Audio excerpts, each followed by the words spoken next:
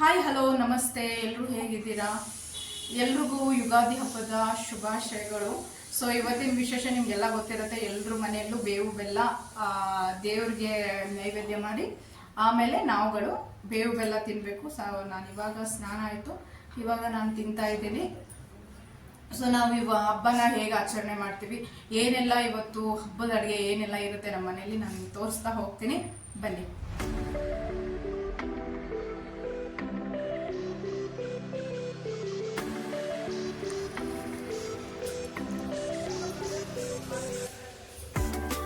ನೋಡಿ ಗಾಯ್ಸ್, ನಾನು ಕೊಟ್ಟಿದ್ದೀನಿ.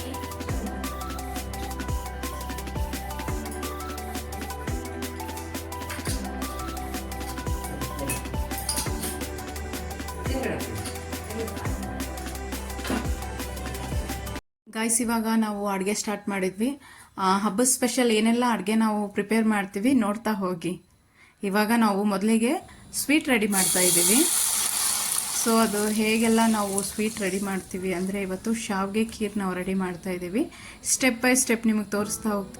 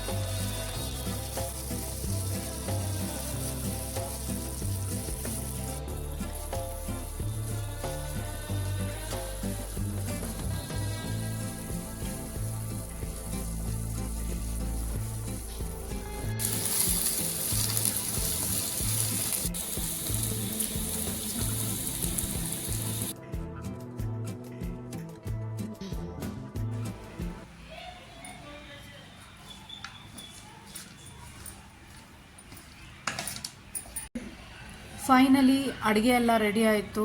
ಬಜ್ಜಿ, ಸಂಡಿಗೆ, ಮಾವಿನಕಾಯಿ ಚಿತ್ರಾನ್ನ, ಕೋಸಂಬರಿ, ಶಾವಿಗೆ ಖೀರು, ಹಾಗೆ ಸ್ವಲ್ಪ ಮಜ್ಜಿಗೆ ಕೂಡ ಮಾಡಿದ್ವಿ. ಸೊ ಟೇಸ್ಟು ಸೂಪರ್ ಆಗಿರುತ್ತೆ ಅಂತ ಅಂದ್ಕೊಂಡಿದ್ದೀನಿ. ಸೊ ತುಂಬ ಹೊಟ್ಟೆ ಹಸಿವಾಗಿದೆ, ಬೇಗ ಬೇಗ ತಿನ್ಬೇಕು ಇವಾಗ.